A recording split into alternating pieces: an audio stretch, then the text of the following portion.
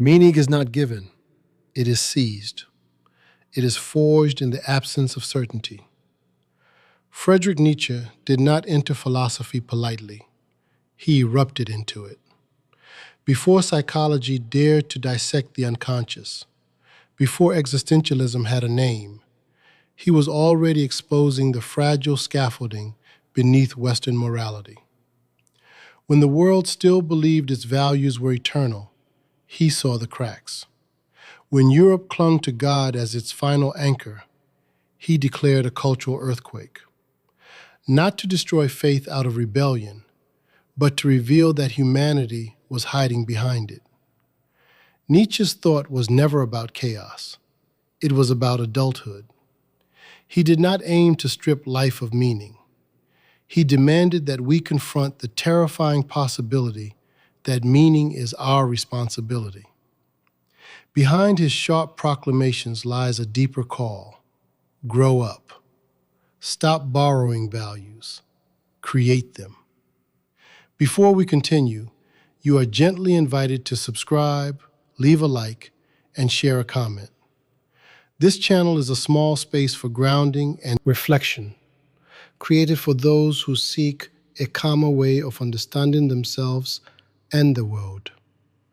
If you feel comfortable, tell us where you are and what time it is for you. Your presence here matters, and your words help weave a quiet community across the distance. May what follows bring you ease, clarity, and a softer place to rest your thoughts. Now we must ask the question Nietzsche forces upon us. If the highest foundations collapse, what remains? In an age that appears advanced yet spiritually fractured, even in 2025, we still outsource responsibility to systems, ideologies, algorithms. Modernity has not solved the crisis of meaning. It has only made distraction more efficient. This is where our inquiry begins.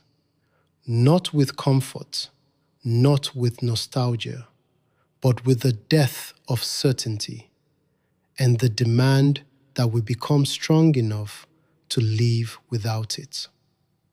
God is not a corpse in the sky. God is the collapsed architecture of human certainty.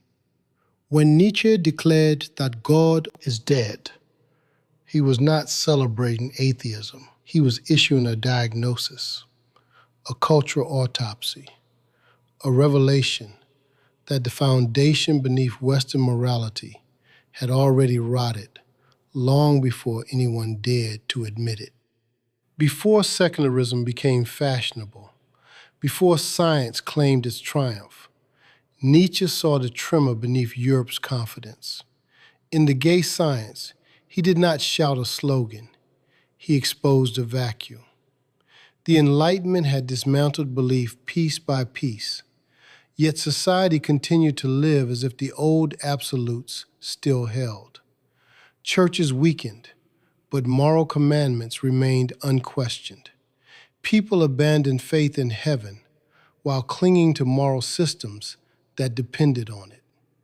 Nietzsche saw the contradiction and stripped it bare. The death of God is not about theology. It is about the collapse of an absolute reference point. For centuries, morality derived its authority from a transcendent source. Good and evil were anchored in divine command. Human suffering had cosmic explanation. Life had pre-written meaning. When that metaphysical anchor dissolved, what remained was not freedom, but vertigo. First, the death of God reveals the fragility of inherited morality. If moral law depends on divine authority, what happens when belief in that authority erodes? The structure trembles. People assume morality can survive independently, as if values float in the air, untouched by their origin. Nietzsche rejects this illusion. He argues that our moral system is historically constructed, psychologically driven, and sustained by belief in transcendence. Remove the transcendence, and the structure loses its spine. The common misunderstanding is that morality is self-evident, universal, rationally secure. Nietzsche confronts this comfort and dismantles it. Without God, morality is no longer sacred truth. It becomes human creation. And that realization is terrifying because it demands responsibility. Second, the death of God exposes a crisis of meaning. For centuries, suffering was interpreted within a divine narrative. Pain had purpose. Sacrifice had reward. Injustice would be corrected beyond the grave. When that narrative collapses, suffering loses its justification. The world becomes indifferent. The universe offers no explanation. Modern humanity inherits this silence. Many respond by distracting themselves. Others cling to diluted moral ideologies that mimic religion without admitting it. Nietzsche calls this nihilism, not dramatic despair, but a slow erosion of significance, the belief that nothing ultimately matters. The misunderstanding is to think nihilism is chosen. Nietzsche reveals it as a consequence. When the highest value loses its value, everything else trembles. Meaning does not vanish instantly. It bleeds out quietly. Third, the death of God creates the possibility of maturity. This is the part most ignore. Nietzsche does not mourn the collapse. He sees necessity in it. As long as humanity depends on external authority, it remains adolescent. Obedience replaces creation. Security replaces courage. The collapse of divine certainty forces humanity into adulthood. Now values must be created rather than received. Now responsibility cannot be outsourced to heaven. The common fear is that without God, chaos reigns. Nietzsche counters that without risk, there is no growth. The death of God is not an ending, but a demand. Become the source of value or drown in meaninglessness. Modern society proves his insight with disturbing clarity. We live in an age of technological mastery, yet existential confusion deepens. We measure productivity, optimize performance, extend lifespan. Yet anxiety spreads, depression intensifies, identity fragments. We have replaced religious dogma with ideological dogma, consumerism, social approval metrics. The structure changes, the dependency remains. We still seek external validation to define worth. We still fear the absence of ultimate meaning. Modernity did not solve the crisis Nietzsche identified. It concealed it under efficiency and entertainment. The uncomfortable truth is psychological. Humans fear freedom more than oppression. Absolute freedom means absolute responsibility. If no divine script dictates our purpose, then every choice becomes ours alone. There is no cosmic excuse, no metaphysical safety net. This freedom exposes vulnerability. It reveals that meaning is not discovered, but constructed. And construction requires courage. Most would rather inherit values than forge them. Most prefer certainty over truth. Nietzsche forces confrontation with this fear. Are we strong enough to live without guarantees? The internal conflict intensifies when we examine conscience. Many believe conscience is divine whisper. Nietzsche reframes it as internalized authority, a historical residue of religious morality embedded in the psyche. Even when belief fades, guilt remains, shame persists. The structure survives in psychological form. We continue judging ourselves by standards whose origin we no longer examine. The death of God, therefore, is incomplete if it remains intellectual. It must penetrate the psyche. It must question the inherited voice within.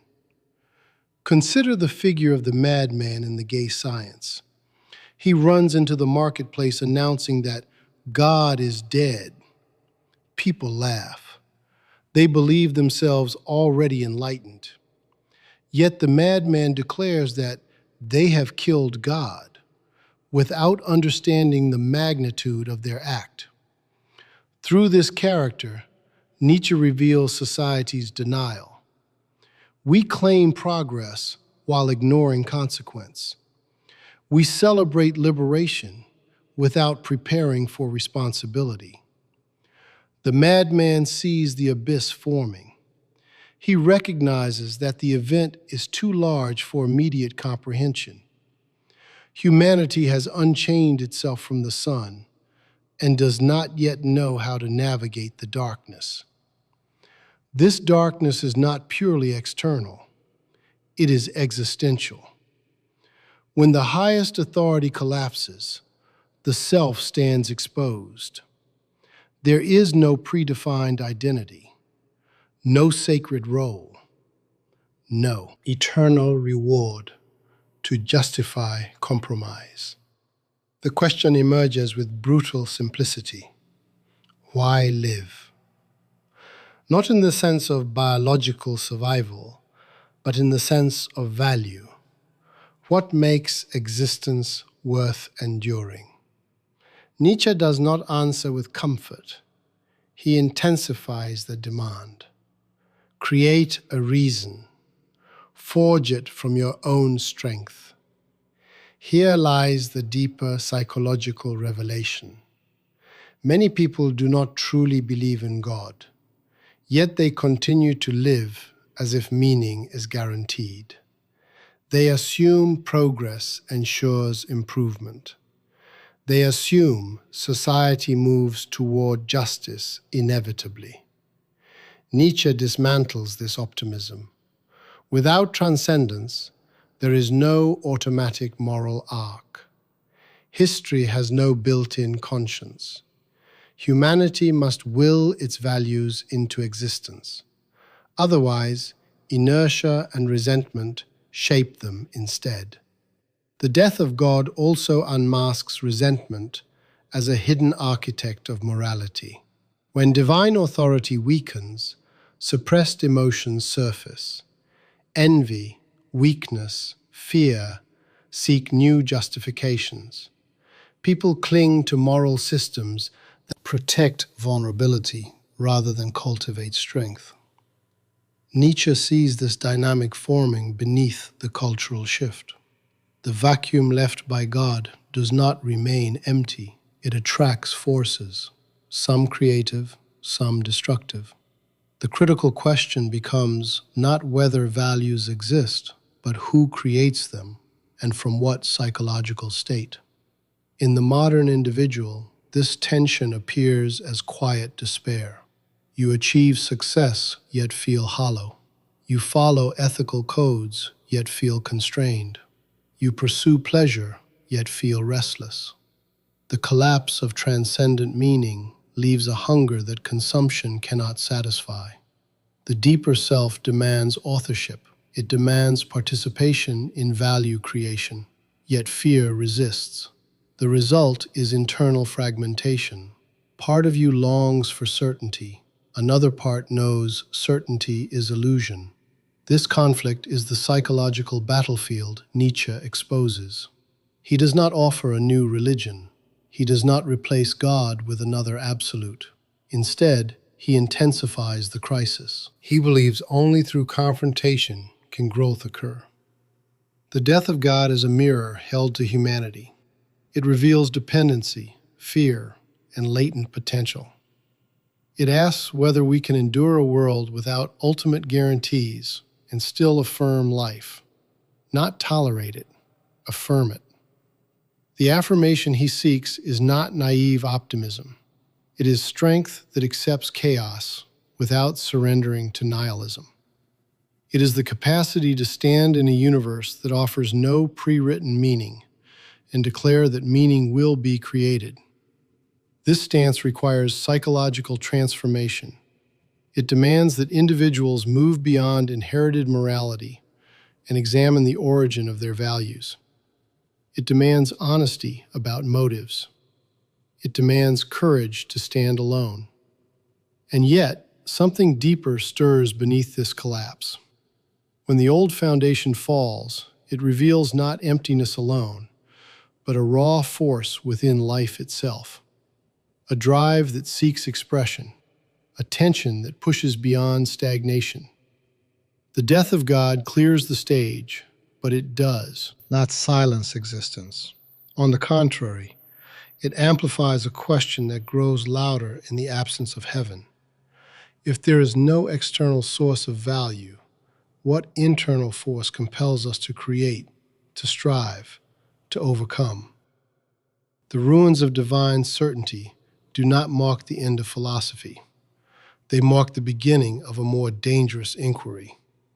For when transcendence disappears, the center of gravity shifts inward, and within that inward shift, a deeper power waits to be named, a force that does not ask for permission, a will that does not depend on heaven to justify its expansion. From the ruins of divine certainty, a more dangerous force begins to speak. It does not ask for worship. It does not promise salvation. It moves silently beneath every act of growth, every act of creation, every act of destruction. Nietzsche names it the will to power. Life is not driven by survival alone. Survival is the minimum. Existence does not strain forward merely to persist. It strains to expand. Before psychology categorized motives, before biology reduced organisms to mechanisms, Nietzsche saw that beneath hunger, beneath fear, beneath morality itself, there pulses a deeper drive. In the fragments gathered under the title, The Will to Power, he reveals a thesis that unsettles comfort. Every living thing seeks to overcome, to extend, to intensify its force. This claim is often distorted. Power is mistaken for domination, control, tyranny, political conquest. Nietzsche rejects this narrow reading. He does not describe the crude desire to rule others. He exposes a metaphysical impulse within life itself. The will to power is not about enslaving the world. It is about shaping it. Not about crushing others, but about surpassing oneself. First, the will to power reveals that growth is intrinsic to life. A seed does not merely survive in soil. It pushes upward, breaking resistance. A mind does not merely register information. It interprets, organizes, imposes structure. Even thought is an act of assertion. To perceive is to frame. To judge is to rank. Nietzsche strips away the illusion of passive existence. There is no neutral stance. Every organism interprets the world according to its strength. The misunderstanding is to equate this with aggression. Nietzsche's insight is more radical. Even restraint can be an expression of power. Even silence can be strategic force. Life does not float, it presses. Second, the will to power reframes struggle. Suffering is not merely something to escape. Resistance is not merely an obstacle. They are conditions for expansion. When muscles encounter weight, they strengthen. When the mind confronts contradiction, it sharpens. Nietzsche rejects the moral tradition that sanctifies weakness and condemns striving. He sees in struggle the raw material of becoming. The common illusion is that peace equals fulfillment. Nietzsche confronts this comfort and reveals stagnation hidden beneath it. Where there is no tension, there is no growth. Where there is no challenge, there is no transformation. The will to power thrives not in comfort, but in confrontation. Third, the will to power demands self-overcoming. This is the decisive point. Power directed outward alone corrupts. Power directed inward transforms. To dominate others is easy. To master one's fear, laziness, resentment, that is rare. Nietzsche places the battlefield within. The true measure of strength is not how many submit to you, but how many of your own limitations you transcend. The misunderstanding is to see ambition as egoism. Nietzsche sees it as necessity. If you do not shape yourself, you will be shaped by forces you barely perceive. Modern humanity misreads power because it fears it. In a culture shaped by the collapse of transcendence, ambition appears suspect. Desire for greatness is labeled arrogance. Excellence is softened to avoid offense. Yet, beneath this moral language often lies insecurity. When individuals feel weak, they moralize weakness. They elevate comfort as virtue. They reinterpret restraint as superiority. Nietzsche dissects this psychological maneuver with ruthless clarity. The will to power does not vanish when denied. It disguises itself. It seeps into passive aggression, into envy, into moral condemnation of those who dare to strive. In the age of endless comparison, amplified by technology and social metrics, the will to power mutates. It seeks validation through numbers, followers, status, recognition. But this is diluted power. It depends on external mirrors. Nietzsche would call this reactive force. True power does not beg for applause. It creates standards. It defines value rather than chasing it. Modern society confuses visibility with strength. Yet visibility without inner expansion is emptiness illuminated. The psychological core of the will to power lies in interpretation. Every human being constructs a narrative of self. That narrative is not neutral. It either expands or contracts. Possibility. When you interpret failure as proof of inadequacy, your force shrinks. When you interpret failure as raw material for refinement, your force grows. The external event remains unchanged. The internal framing determines direction. Nietzsche insists that meaning itself is an expression of power. To assign meaning is to assert dominance over chaos. This insight strips comfort. If interpretation is power, then victimhood can become temptation. To define oneself purely as oppressed removes the burden of transformation. It freezes identity. It converts pain into justification for stagnation. Nietzsche does not deny suffering. He confronts it.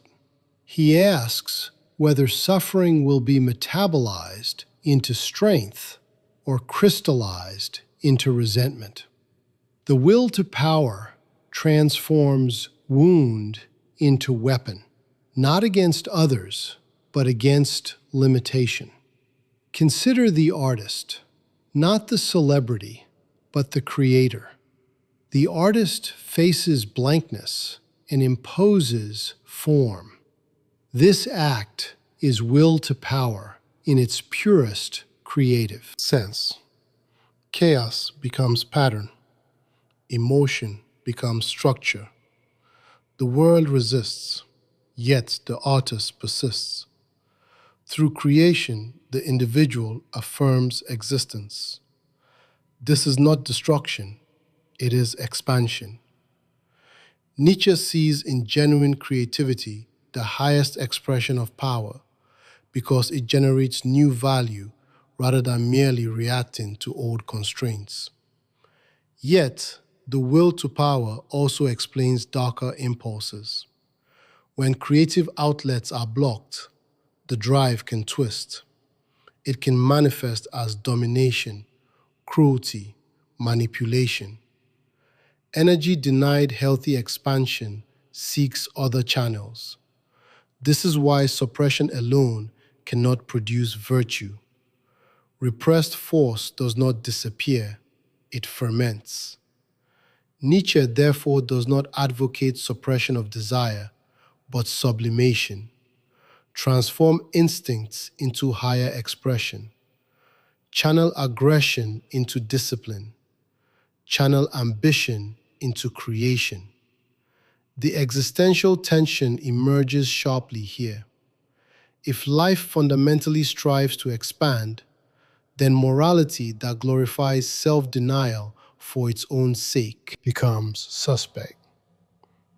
Nietzsche questions systems that praise weakness as moral superiority. He asks whether such systems arise from genuine compassion or from concealed impotence. This question is uncomfortable because it penetrates motive. Are you humble because you choose restraint from strength, or because you fear standing out? Are you kind because you overflow with vitality, or because you dread confrontation? Within the individual psyche, the will to power appears as restlessness, the sense that current limits are intolerable, the urge to redefine oneself. Some suppress this urge in pursuit of security. Others follow it recklessly and burn out. Nietzsche demands a third path: conscious cultivation, self-directed evolution. Not chaos, not conformity, deliberate expansion. The death of God removed external command. The will to power fills the vacuum, not as a new idol, but as a principle of life. Without transcendence, value must emerge from immanence, from the force within. But this force requires discipline. Otherwise, it collapses into impulsive appetite. The challenge is integration, to recognize the drive without being enslaved by it. In contemporary culture, especially as we approach 2025, self-improvement has become industry. Productivity hacks, optimization rituals, biohacking promises. Yet much of this obsession masks insecurity rather than strength. It seeks perfection to avoid inadequacy. Nietzsche's vision is harsher. Self-overcoming is not cosmetic enhancement. It is confrontation with internal chaos. It is the willingness to dismantle comforting identities and rebuild stronger ones. It is ruthless honesty about mediocrity. The will to power also redefines freedom. Freedom is not absence of constraint. It is capacity to impose form upon constraint. A musician is not free because there are no notes, but because within limits he creates harmony. A thinker is not free because there are no opposing ideas, but because through tension he sharpens clarity. Power transforms limitation into instrument. Weakness experiences limitation as prison. This distinction exposes a dividing line among individuals. Some interpret obstacles as evidence the world conspires against them. Others interpret obstacles as arenas for expansion. The same world, different force. Nietzsche refuses to romanticize suffering, yet he refuses to waste it. Every encounter becomes material. Every failure becomes feedback. This is not optimism. It is discipline of interpretation. And yet, if life is will to power, if expansion defines vitality, then a new question surfaces with greater urgency. Toward what end should this power strive? Expansion alone is not direction. Growth without orientation risks chaos. If individuals are to create values after the death of transcendence, what shape should those values take? What kind of human being embodies disciplined power without collapsing into tyranny or resentment? Nietzsche's answer does not emerge as doctrine. It appears as figure, a symbol, a horizon beyond current humanity, not a ruler of others, but a creator of values, not a destroyer for pleasure, but a builder from strength.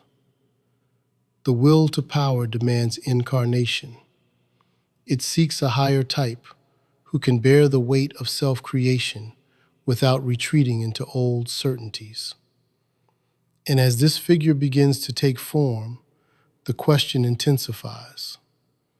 Are we merely endpoints of evolution, or are we bridges towards something greater that is yet to stand fully upright within us? Man is not the final form of life. He is a bridge trembling over an abyss. Nietzsche does not flatter humanity. He destabilizes it. When he speaks through Zarathustra of the Übermensch in Thus Spoke Zarathustra, he does not describe a biological mutation or a political tyrant.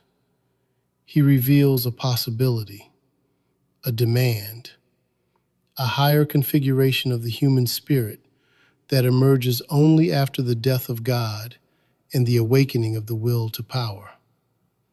Before modern culture began, worshiping equality as an unquestioned virtue, before mass society standardized ambition into safe careers and acceptable dreams, Nietzsche dared to ask whether humanity itself might be something transitional. He saw what others feared to articulate. If values are no longer given from above, then humanity must become the creator of values. And not every human being is willing to carry that weight.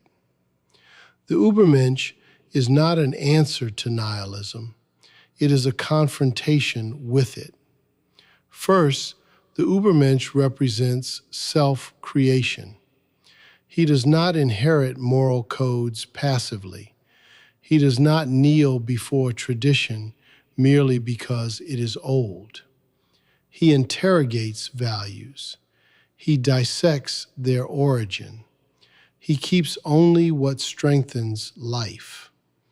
The misunderstanding is to imagine the Übermensch as lawless. Nietzsche's vision is harsher. The creator of values binds himself more strictly than any external law could. He demands coherence between word and action. He accepts consequences without appeal to higher authority. Self-legislation is more difficult than obedience. The Übermensch chooses that difficulty. Second, the Übermensch embodies courage to stand apart. Herd morality offers comfort. It promises belonging in exchange for conformity. It rewards similarity and punishes deviation. Nietzsche observes how societies cultivate mediocrity under the banner of virtue. The individual who strives beyond average is labeled dangerous, arrogant, extreme. The Übermensch accepts isolation as cost of authenticity. He does not seek difference for vanity. He accepts difference as inevitable result of depth. The common illusion is that independence equals rebellion for its own sake. Nietzsche rejects adolescent defiance. True independence arises from internal necessity. The higher individual cannot breathe within narrow values. He must expand or suffocate. Third, the Übermensch affirms life entirely, not partially, not selectively. He does not love only pleasure and curse pain. He does not accept joy while resenting struggle. He recognizes suffering as an ingredient of growth. The misunderstanding is to equate affirmation with blind positivity. Nietzsche's affirmation is tragic. It sees cruelty in existence. It sees randomness. It sees loss. Yet it does not retreat into despair. It says yes, despite everything. The Übermensch does not seek redemption from reality. He intensifies his participation in it. This figure emerges as answer to a psychological weakness Nietzsche diagnoses in modern humanity. After the collapse of divine authority, many do not rise to create. They shrink. They seek new idols, political ideologies, consumer identities, collective movements that promise meaning without demanding transformation. The herd expands, not in physical proximity, but in mental uniformity. In a world approaching 2025, algorithms curate preferences, trends define thought, outrage replaces reflection. Individuality is performed, yet rarely lived. Nietzsche foresaw this dilution. He warned of the last man, content with comfort, suspicious of greatness, proud of small satisfactions. The Übermensch stands as counterforce, not as dictator over others, but as master of self. He is not obsessed with controlling society. He is consumed with refining his own capacities. His existence challenges others not through coercion, but through example. His discipline exposes complacency. His intensity reveals mediocrity. And this revelation provokes resentment. Resentment is the shadow that follows every higher type. When individuals cannot or will not cultivate their own strength, they moralize their limitation. They redefine humility as supreme virtue. They reinterpret ambition as moral corruption.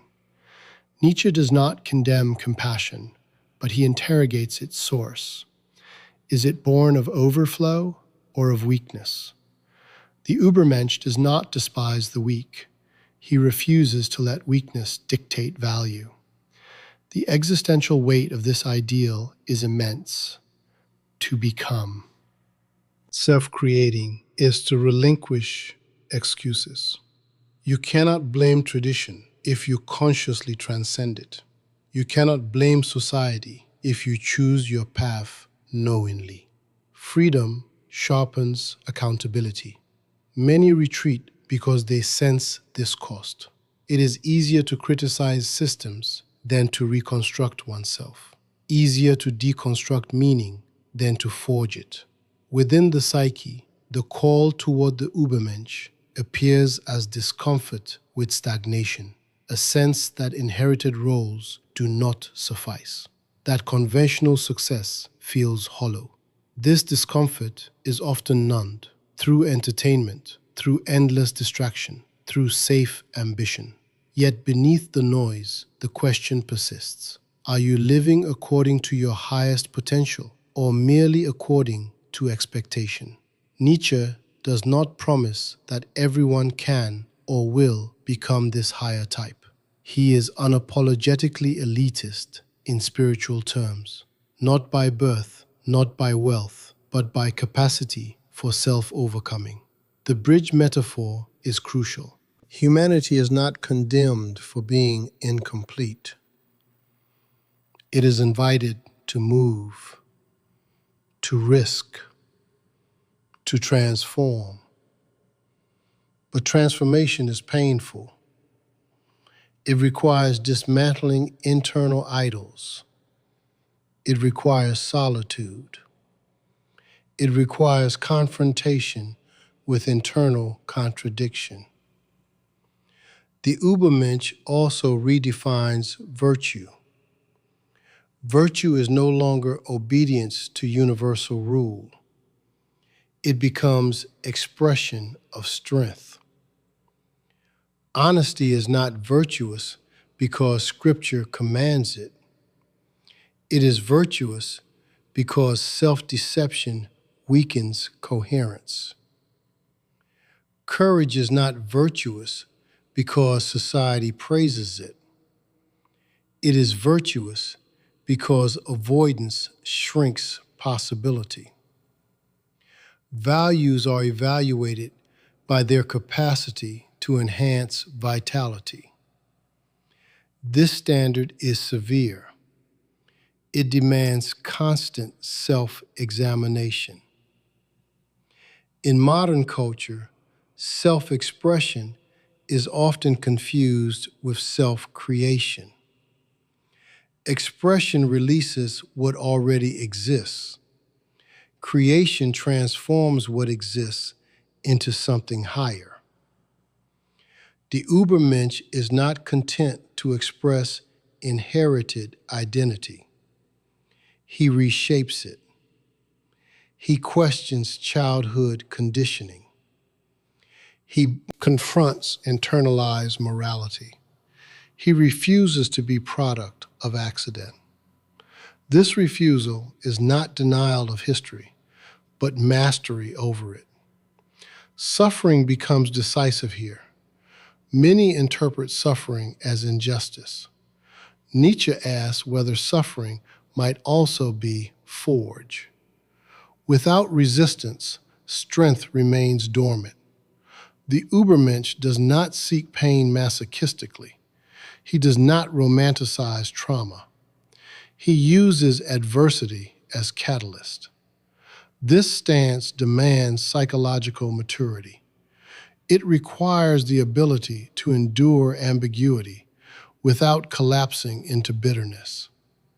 Zarathustra descends from his mountain, not to command worship, but to provoke awakening. He speaks to those capable of hearing. His message is not democratic in appeal. It divides, it unsettles. Some laugh, some recoil. A few feel summoned. This selective resonance reflects Nietzsche's understanding of human diversity. Not all strive upward. Some seek stability. The Übermensch is not condemnation of the many, but invitation to the few who feel suffocated by complacency. Yet even this ideal contains danger.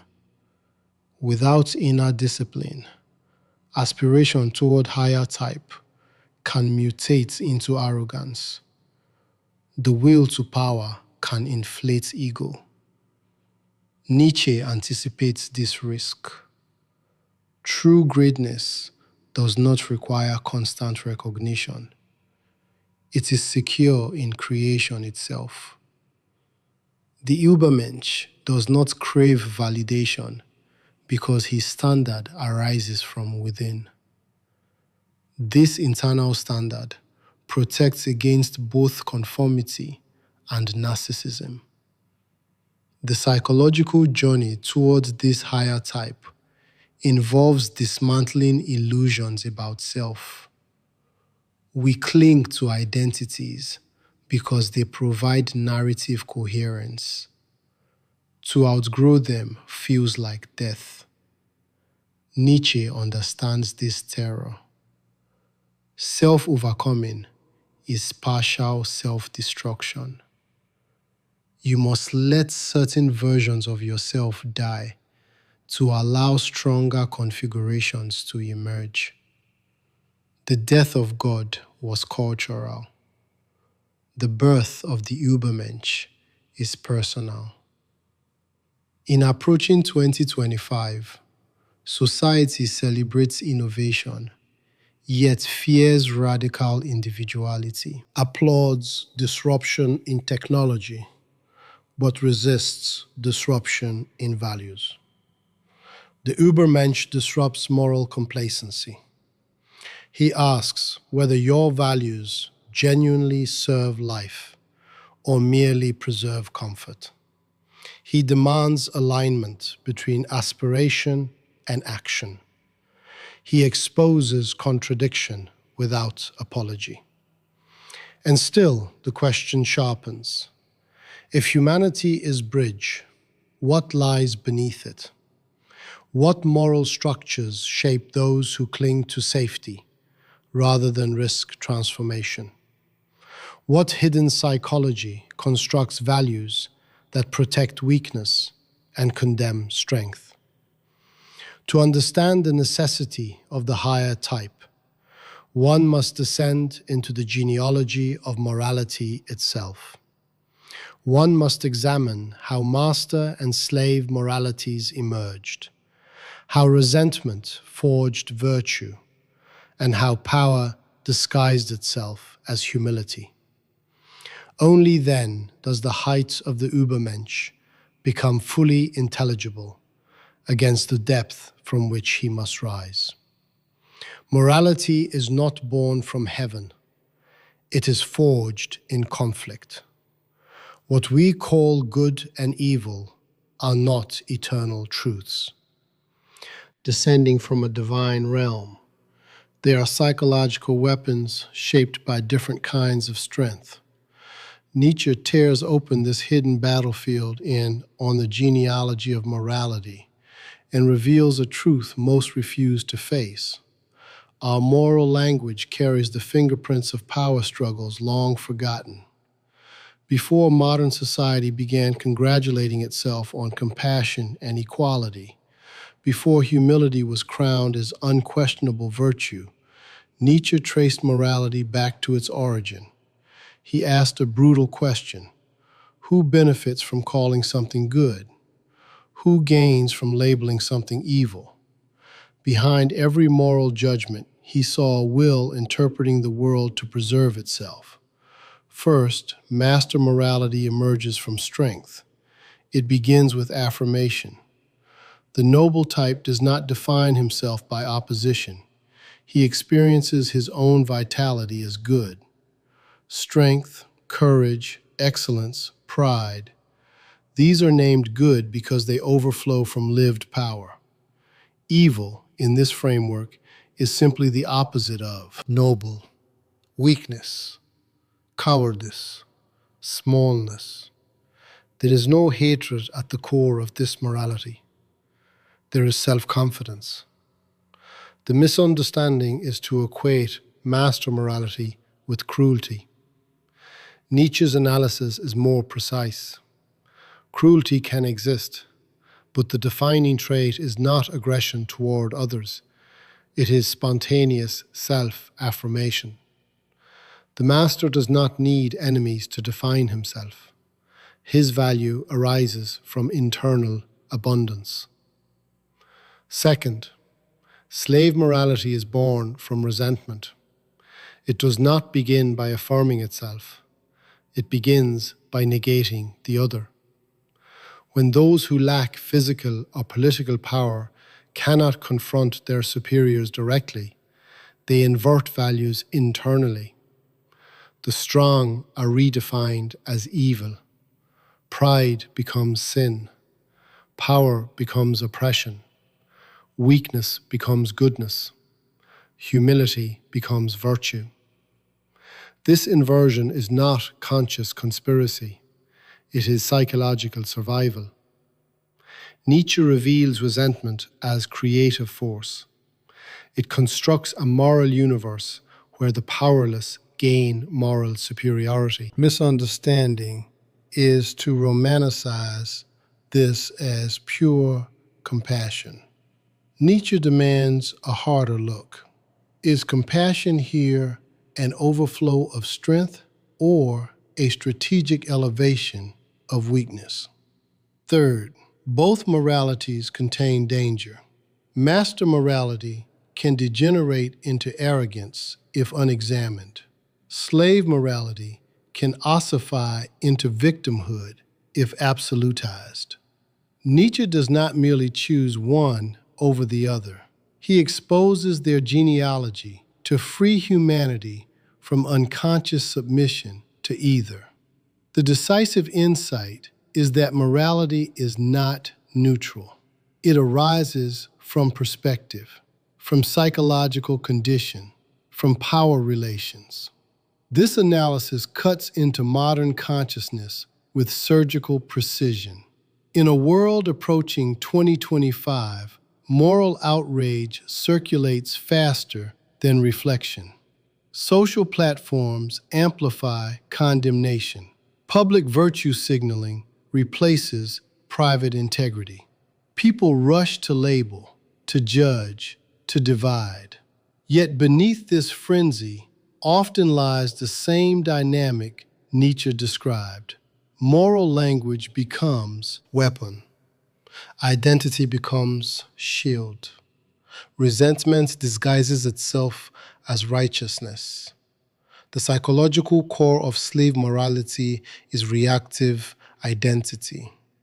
Instead of asking who I am, it asks who I oppose.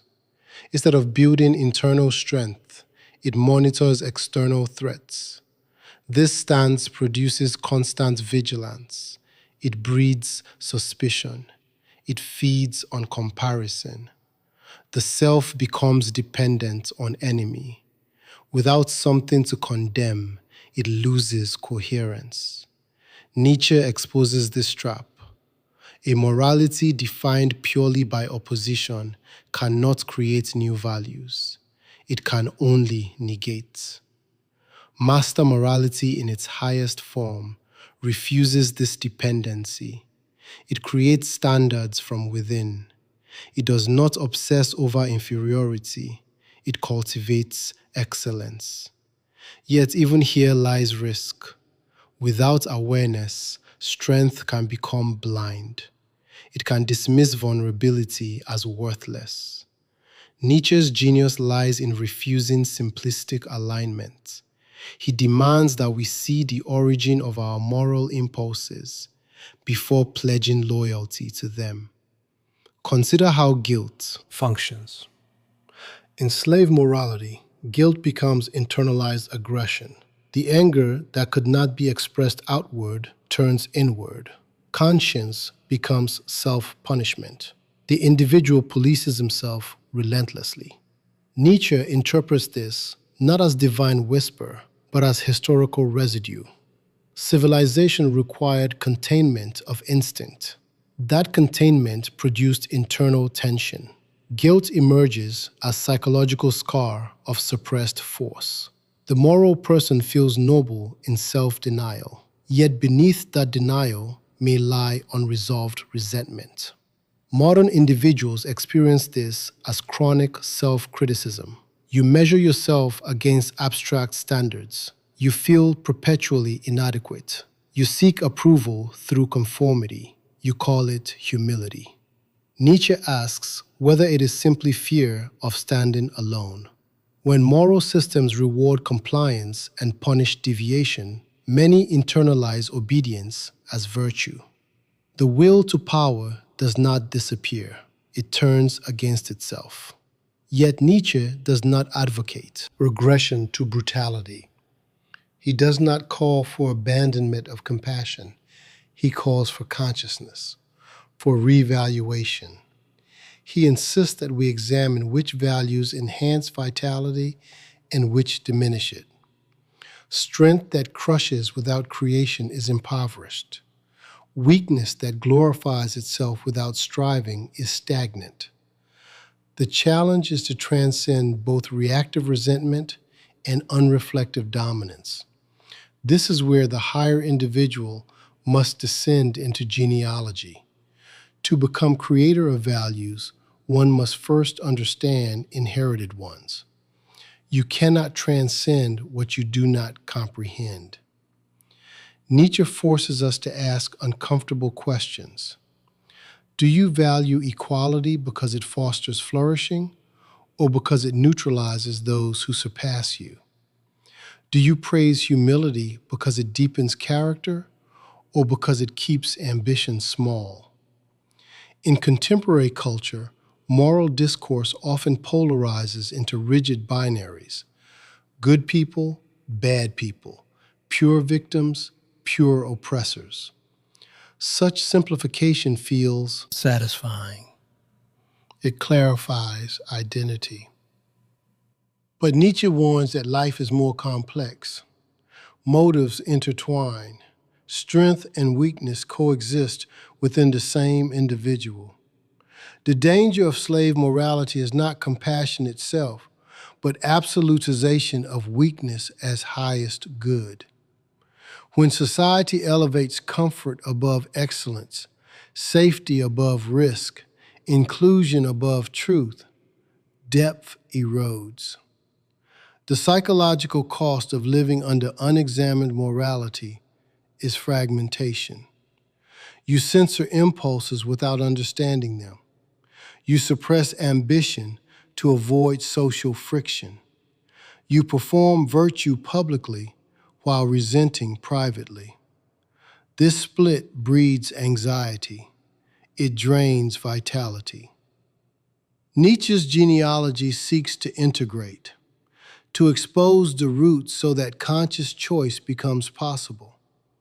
And yet, one more tension emerges.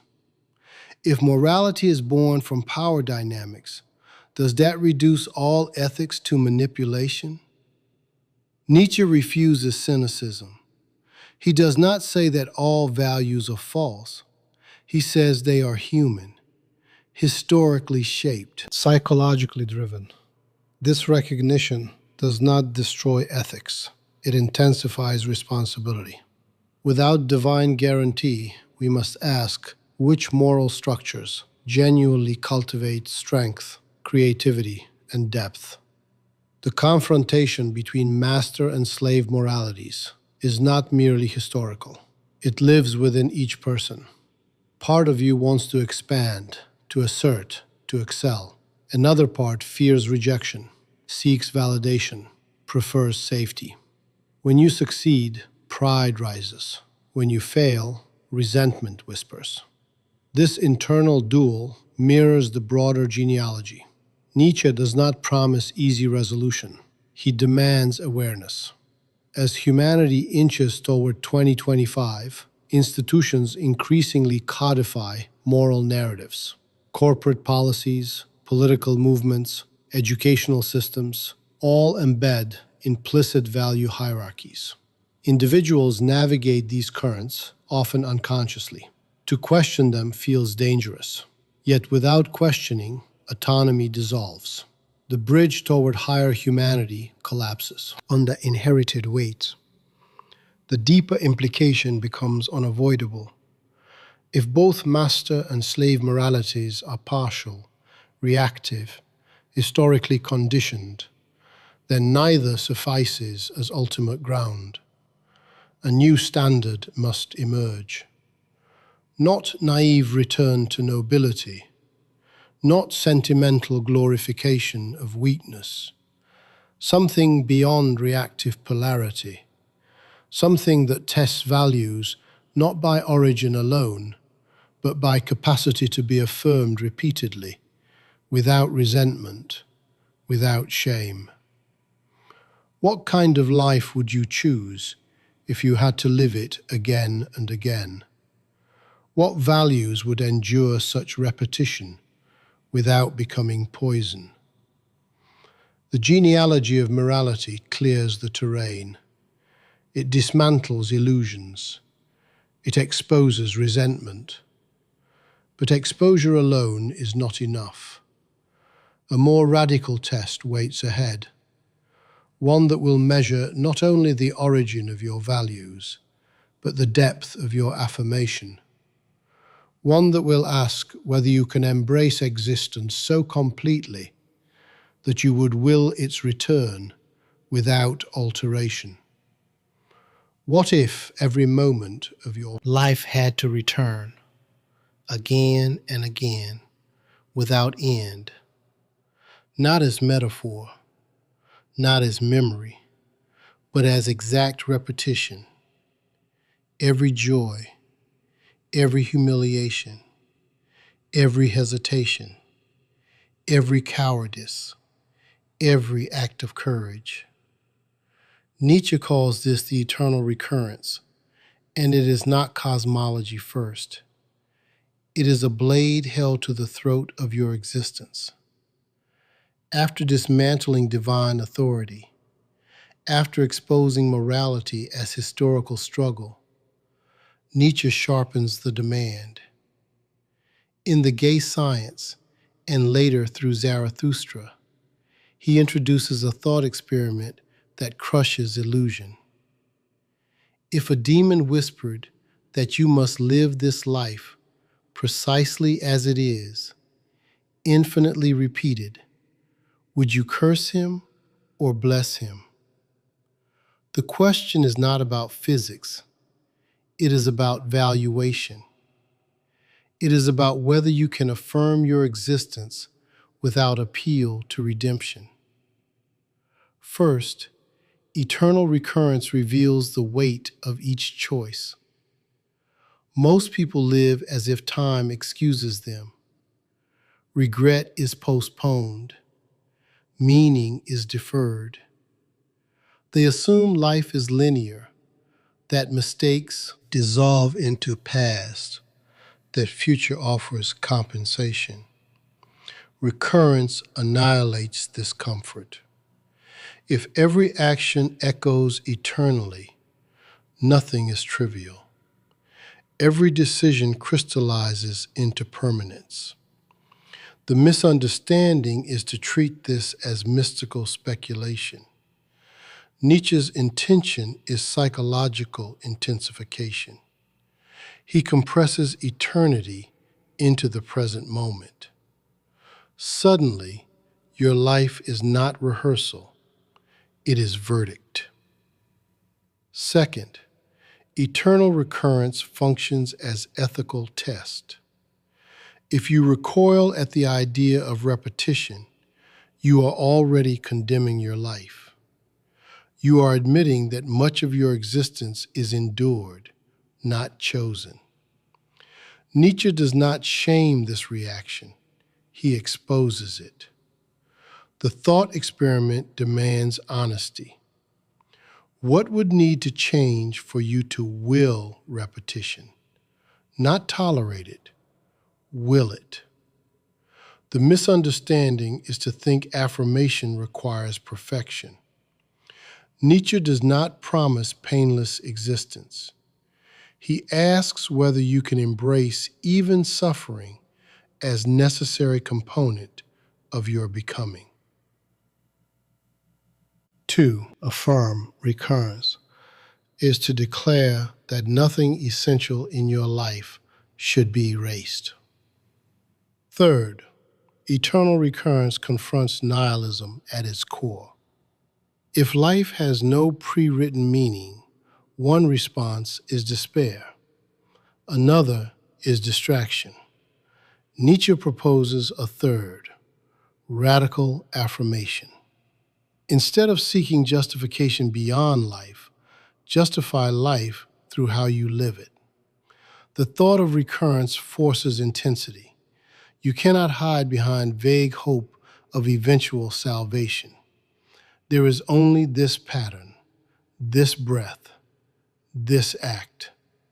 Will you shape it into something worthy of endless return? Modern existence avoids such weight. In a world approaching 2025, time feels fragmented. Notifications interrupt continuity. Memory is externalized into devices. Experience is documented more than inhabited. People drift through routines half awake. Eternal recurrence shatters this sedation. It demands presence. It strips away the illusion that tomorrow will redeem today's cowardice. The psychological impact is severe. Imagine confronting your resentment under this lens. Every grudge repeated forever. Every bitterness replayed without conclusion. Would you choose to cultivate such poison if you knew it would accompany you eternally? The same applies to joy. A single act of courage becomes infinite expansion. A single moment of love becomes eternal rhythm. Recurrence magnifies both shadow and light. Nietzsche's question is merciless because it bypasses abstract morality. It does not ask whether your actions align with doctrine. It asks whether you can affirm them completely. You cannot hide behind collective approval. Society's standards dissolve before eternity. Only your capacity for affirmation remains. This thought experiment also dismantles passive living. Many drift according to expectation. Career chosen for security. Relationships maintained from habit. Opinions adopted from environment. Under recurrence, borrowed life becomes unbearable. To repeat a life not consciously chosen becomes torture. The realization demands authorship. You must sculpt your existence into something you can endorse without remainder. Eternal recurrence is not optimism. It does not promise improvement in next cycle. It offers no progression. It is circular, brutally so. That circularity exposes whether you are living reactively or creatively. If your life is structured around avoidance, recurrence becomes prison. If your life is structured around growth, recurrence becomes affirmation. Here, suffering becomes decisive again. Nietzsche does not imagine recurrence as endless pleasure. He includes pain deliberately. Loss returns, illness returns, failure returns. The challenge is whether you can integrate suffering so deeply into your narrative that you would not subtract it. This is not masochism. It is coherence. If hardship forged strength, if despair carved depth, then removing it would unravel you. To affirm recurrence is to affirm the necessity of your wounds. The existential psychology intensifies. Most people secretly wish parts of their past erased. They fantasize about alternate paths, different choices, different identities. Recurrence removes fantasy. There is no alternative timeline, only this one, replayed. The mind rebels, yet in that rebellion lies revelation. You see clearly what you have been tolerating. You see clearly where you have betrayed yourself. Nietzsche's genius is to transform cosmological horror into ethical catalyst. Whether recurrence is metaphysically true is secondary. Its psychological function is primary. It forces alignment. If you cannot will repetition, then transform your life until you can. Do not wait for divine rescue. Do not hide in abstract hope. Change your stance now. In contemporary culture, endless consumption simulates recurrence. Trends repeat, cycles return, yet individuals remain unchanged. They scroll through variations of the same day. Eternal recurrence demands more than repetition of routine. It demands repetition of conscious affirmation. Without transformation, repetition is stagnation. With affirmation, repetition becomes celebration. The weight of recurrence also refines responsibility. You cannot justify small acts of dishonesty as insignificant. Under infinite return, there are no insignificant acts. Character becomes architecture built from countless moments. Each brick matters. Each hesitation echoes. And yet, this doctrine is unbearable without strength. Only one who has cultivated inner power can face it without collapse. This is why recurrence follows the will to power and the emergence of the higher type. It tests whether their affirmation is genuine. Can you love your fate so completely that you would relive it eternally? The idea does not comfort, it confronts. It strips excuses. It exposes half-hearted living. But it also reveals possibility.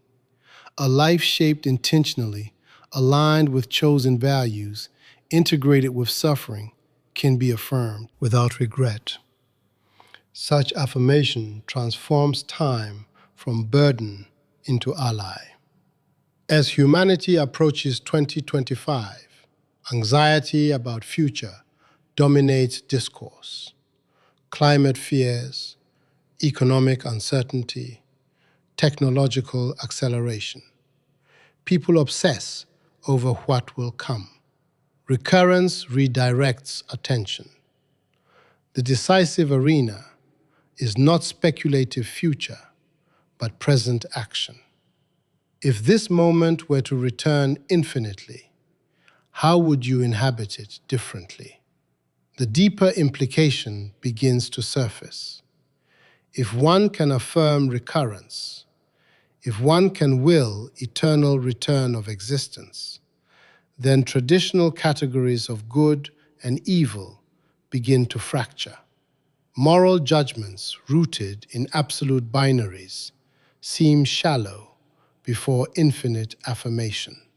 Perhaps evaluation must shift from rigid dualism towards something more nuanced.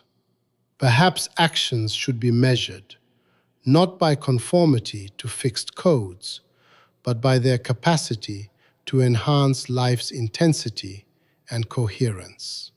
The circle of recurrence tightens the demand. Can you live beyond simplistic moral oppositions? Can you evaluate your actions by their depth rather than by inherited labels? The thought of eternal return does not merely test courage. It prepares ground for rethinking morality itself, pushing beyond narrow definitions of good and evil toward a more dangerous, more honest terrain, where life is assessed not by obedience, but by vitality. Good and evil are not sacred opposites. They are simplifications imposed upon a chaos too complex for comfort. Nietzsche does not merely criticize morality. He detonates its binary structure. In Beyond Good and Evil, he refuses the childish comfort of black and white categories and drags thought into the gray zone, where motives entangle and values bleed into each other. After the test of eternal recurrence, after the demand to affirm life without appeal to transcendence, the old moral vocabulary begins to crack. If you must will your life eternally, if you must create values without divine command, then inherited morality dichotomies appear insufficient. They feel blunt, too rigid, too eager to judge without understanding. First, Nietzsche exposes the illusion of moral absolutism. Philosophers before him often presented their systems as universal truths. They claimed objectivity. They spoke as if reason itself delivered commandments. Nietzsche strips this pretense. He argues that every philosophy carries the personality of its creator. Every moral system reveals psychological need. What appears as rational necessity often conceals temperament.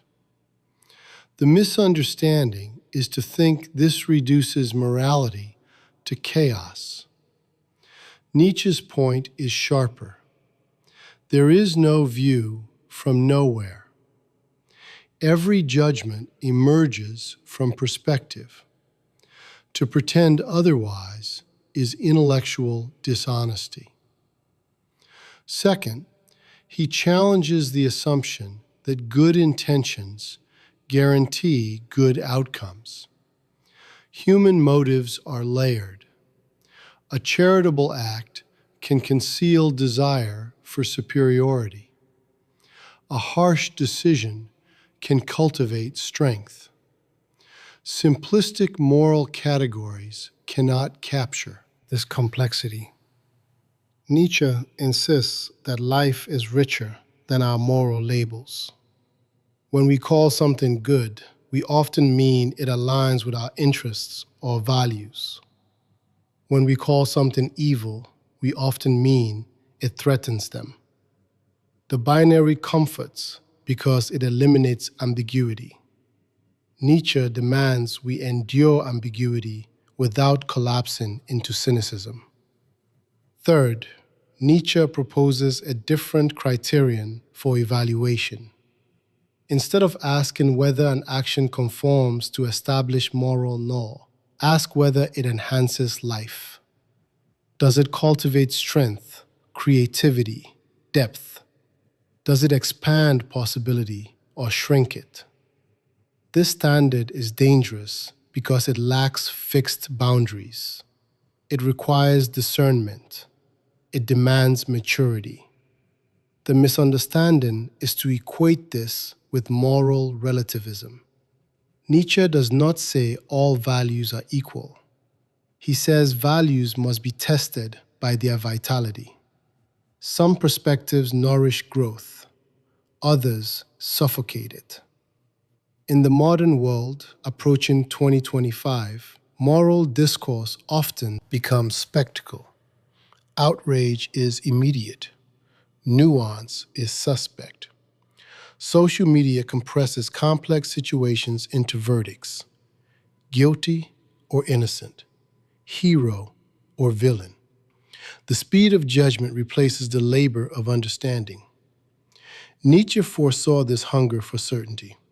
He recognized that many prefer rigid categories because they reduce anxiety. To live beyond good and evil is to tolerate tension without premature closure. Psychologically, this tension is uncomfortable. Humans crave moral clarity because it stabilizes identity. If I know what is good, I know who I am. If I know what is evil, I know what I oppose. Nietzsche destabilizes this foundation. He forces introspection. When you condemn someone, what part of yourself are you protecting? When you praise yourself as virtuous, what weakness might you be concealing? Living beyond good and evil does not mean abandoning responsibility. It means deepening it. Instead of obeying inherited codes blindly, you interrogate them. Why do you believe what you believe? Who benefits from this value? Does it genuinely cultivate strength in you, or does it merely preserve comfort? Such questioning is exhausting. Many retreat. They prefer ready-made answers. Nietzsche refuses to provide them. This refusal reveals another dimension. Moral systems often function as social glue. They coordinate behavior. They prevent chaos. Nietzsche acknowledges this utility, yet he asks whether social stability should be the highest aim. A society perfectly stable but devoid of greatness may be safe but stagnant. When conformity becomes supreme virtue, originality suffocates.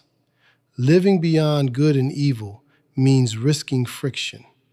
It means accepting that not all innovation will be morally approved in advance.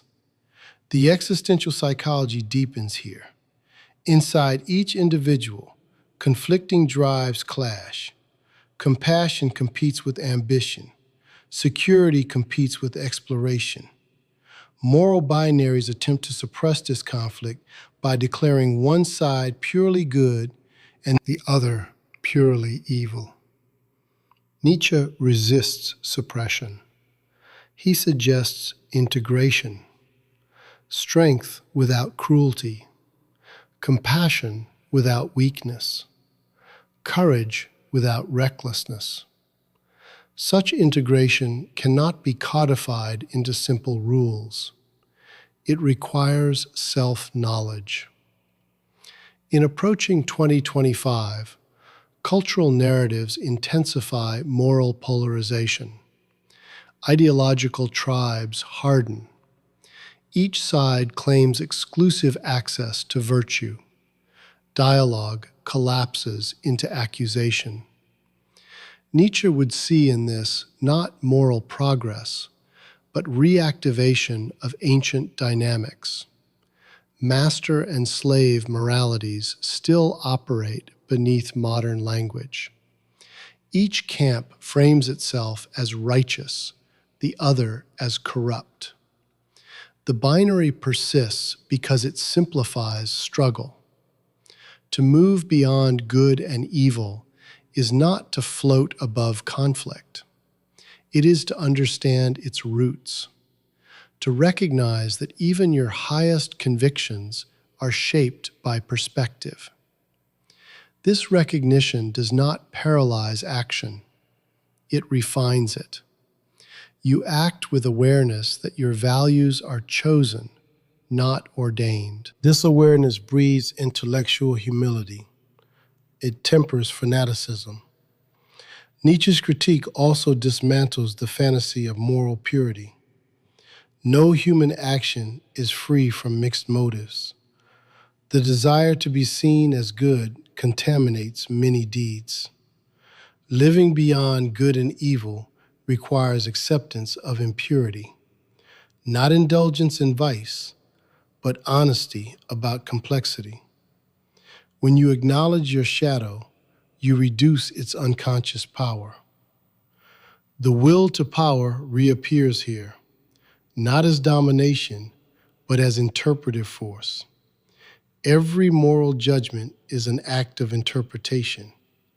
To transcend rigid binaries, you must cultivate strength to interpret creatively. You must resist herd instinct that seeks immediate alignment. This resistance demands solitude. Independent thinking isolates. Many fear this isolation more than error. Yet the reward is clarity. When you no longer cling to simplistic categories, you perceive nuance. You see that an action deemed immoral by convention may serve higher growth. You see that an action praised as virtuous may conceal stagnation. This discernment sharpens responsibility. You cannot hide behind tradition. There is risk. Without firm moral anchors, one can drift into self-justification. Nietzsche is aware of this danger. That is why his philosophy consistently demands strength.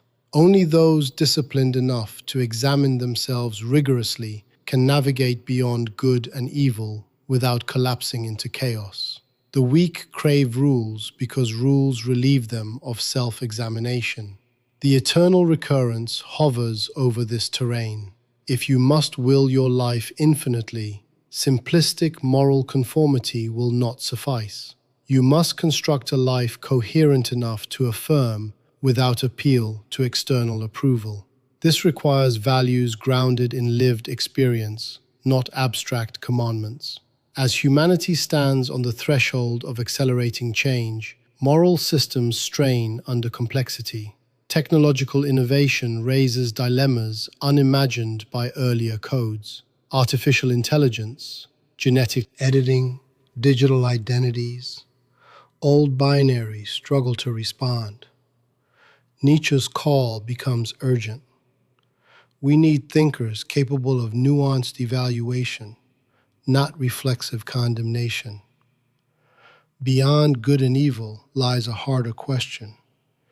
If morality is perspectival, if values must be tested by their capacity to enhance life, then who embodies this evaluative strength in practice? Who can resist the comfort of rigid binaries and instead create new value tables grounded in vitality? The figure glimpsed earlier, the higher type who dares to legislate for himself, must now confront a society increasingly inclined toward comfort and safety. For as we examine the erosion of absolutes and the collapse of rigid dualisms, another image emerges more clearly. A society content with ease, a humanity tempted not by evil, but by comfort. And the danger no longer appears as dramatic tyranny, but as something quieter, softer, more seductive. A final form of man who seeks not greatness, but tranquility, who prefers stability over transcendence, who would trade depth for convenience without even recognizing the cost. The greatest danger to humanity is not destruction, but comfort. Nietzsche's most chilling prophecy is not the tyrant, not the fanatic, not the violent conqueror. It is the last man, the one who no longer strives, the one who has eliminated risk so thoroughly that he has eliminated greatness with it. After dismantling divine authority, after exposing morality as struggle, after demanding self-creation and radical affirmation, Nietzsche turns his gaze toward a softer catastrophe. In Thus Spoke Zarathustra, he presents the last man as the final stage of a society that chooses security over transcendence. This figure does not rage. He does not rebel. He blinks. First, the last man worships comfort. He seeks safety above all. He avoids extremes. He fears intensity. He constructs a life optimized for minimal disturbance. No grand passion, no deep suffering, no towering ambition. Everything measured, everything regulated. The misunderstanding is to see this as progress. Nietzsche sees stagnation. When risk disappears, so does growth. When suffering is anesthetized completely, depth evaporates. The last man confuses absence of pain with fulfillment. Second, the last man values equality not as justice, but as leveling. Excellence makes him uneasy. Difference threatens his sense of stability. He prefers uniformity because it eliminates comparison. He does not want to be surpassed, nor does he wish to surpass himself. In a world approaching 2025, this leveling impulse intensifies. Algorithms flatten taste. Institutions reward conformity. Public discourse punishes deviation. The last man thrives in such environment. He blends in. He calls his blending virtue. Third, the last man reduces aspiration to consumption. Instead of creating value, he purchases identity. Instead of cultivating strength, he curates appearance. He seeks stimulation, not transformation. Pleasure replaces purpose. Distraction replaces depth. The misunderstanding is to equate abundance of choice with freedom. Nietzsche would ask whether endless options have produced stronger individuals or merely more distracted ones. Freedom without direction decays into triviality. The psychological structure of the last man is fragile. He avoids confrontation with himself. He suppresses existential anxiety through entertainment. He avoids solitude because silence exposes emptiness. He prefers collective approval to individual conviction. When challenged, he retreats into irony. When faced with greatness, he mocks it. Not because he is malicious, but because greatness demands effort he is unwilling to exert. Zarathustra describes the last man with chilling precision. They have invented happiness, they say. They have made everything small. They blink. This blinking is not innocence. It is sedation. The refusal to look too long at anything demanding. The refusal to endure tension. The refusal to confront suffering as forge of growth. Modern society increasingly rewards this posture. Stability is marketed as ultimate good. Risk is discouraged. Children are protected from discomfort. Adults are shielded from harsh truths. Language softens reality. Failure is reframed endlessly to avoid pain.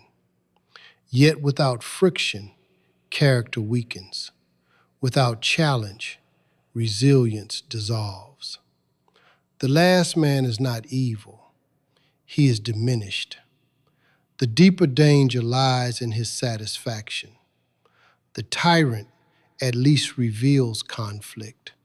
The fanatic at least exposes intensity. The last man is content. He does not seek transcendence because he does not feel lack. Comfort anesthetizes hunger. This is why Nietzsche considers him more threatening to human greatness than open hostility. Hostility can be confronted. Complacency cannot. The will to power within the last man does not vanish. It shrinks. It turns toward minor rivalries, petty status games, social comparison. Instead of striving toward higher self, he competes for small recognition. The battlefield contracts, ambition narrows, the horizon lowers. In approaching 2025, technological ease accelerates this contraction. Convenience becomes default expectation. Immediate gratification rewires attention. Patience erodes. Depth requires endurance. The last man cannot endure. He scrolls, he consumes, he reacts, but he does not create. Nietzsche's critique is not nostalgic romanticism. He does not long for primitive hardship. He longs for intensity of spirit. He fears that civilization, in eliminating external dangers, may also eliminate internal striving. A world without external threats can breed internal emptiness. The existential cost becomes visible in rising anxiety and meaninglessness. When life is structured around comfort, any disruption feels catastrophic. Minor failures provoke disproportionate despair. Without cultivated strength, the psyche cannot absorb shock. The last man demands protection from reality rather than preparation for it. He also distrusts those who aspire higher. The individual who seeks excellence threatens collective equilibrium. The last man labels such striving as elitist, unrealistic, excessive. He prefers mediocrity because it is safe. Nietzsche exposes this subtle hostility toward greatness as symptom of declining vitality. Yet the critique is not external accusation. It is mirror. Within each person lives temptation of the last man, the desire to settle, to avoid risk, to choose stability over transformation. After the exhausting demands of self-creation, after the weight of eternal recurrence, comfort whispers seductively. Why strive further? Why endure tension? Why not rest? But rest becomes stagnation when it replaces growth entirely. The higher type cannot breathe in permanent comfort. He senses decay beneath ease. He feels suffocated by smallness. This tension between the striving individual and the comfortable mass defines the name. Drama Nietzsche foresees. In contemporary culture, the last man often hides behind language of wellness. Balance becomes excuse for mediocrity. Self-care becomes shield against challenge. While rest and care are necessary, Nietzsche would question whether they are serving growth or preventing it. The distinction is subtle. Comfort that restores strength is different from comfort that replaces it. The last man also avoids tragedy. He seeks narratives with clean resolutions. He resists ambiguity. He wants happiness guaranteed. Nietzsche rejects this expectation. Life is tragic. It contains suffering without justification. To demand permanent happiness is to demand unreality. The last man cannot tolerate this. He constructs illusions of stability. The psychological shallowness of such life eventually surfaces. Without confrontation, without risk, identity thins. Meaning becomes fragile.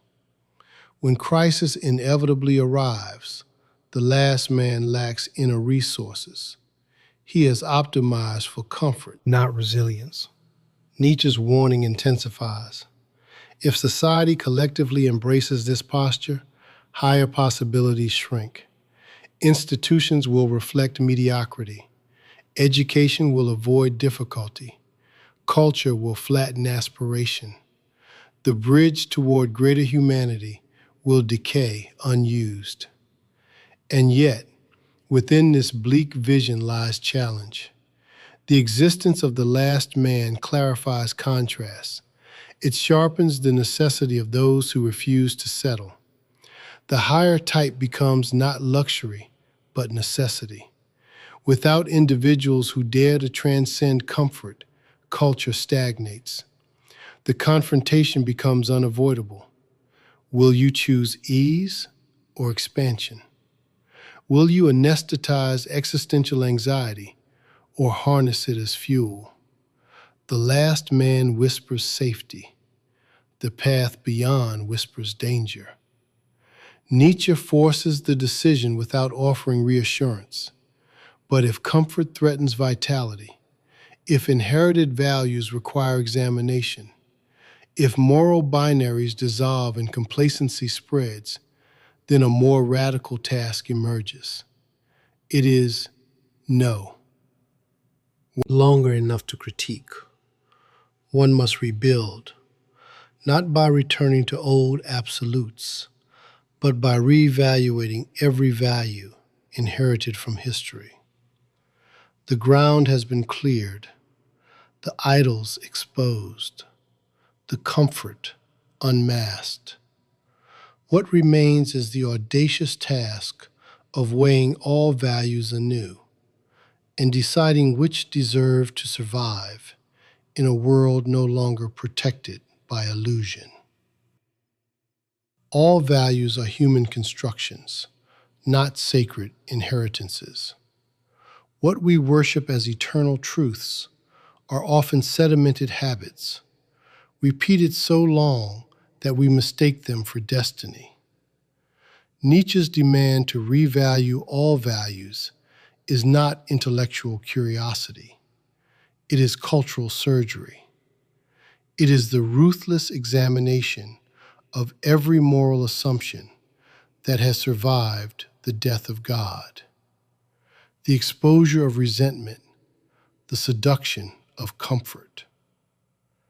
After confronting the last man, after recognizing the flattening force of complacency, the task becomes unavoidable. If old absolutes have collapsed and herd morality threatens vitality, then every value must be weighed again. Not sentimentally, not nostalgically, but mercilessly. Nietzsche's unfinished project of revaluation is the most dangerous phase of his philosophy because it leaves nothing untouched. First, revaluation begins with historical awareness. No value emerges from vacuum. Every moral ideal has genealogy. It arises from specific psychological needs, power structures, cultural conditions. Compassion, humility, obedience, equality, ambition, pride, each has a history. Each once served a function. The misunderstanding is to treat this history as proof of falsity. Nietzsche's insight is subtler. A value may have been necessary in one epoch and toxic in another. What once protected life may now suffocate it. Revaluation demands that we separate origin from current effect. Second, revaluation requires psychological testing. Instead of asking whether a value sounds noble, ask what it does to the human spirit. Does it cultivate resilience or dependence? Does it encourage creativity or conformity? Does it strengthen individuality or dissolve it into herd identity? Nietzsche shifts moral evaluation from obedience to vitality.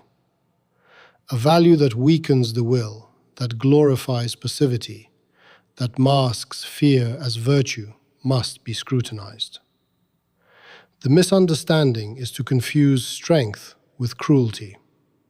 Strength here means capacity to endure truth without collapse, to act without borrowed justification. Third, revaluation involves selective preservation. Nietzsche does not advocate total destruction. He is not nihilist in the crude sense. He does not want ashes, he wants transformation. Some inherited values may still nourish life. Others require refinement.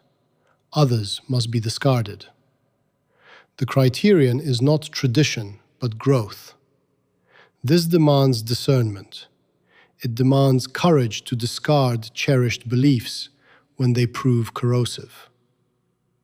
In the world approaching 2025, value inflation accelerates. New moral slogans appear weekly.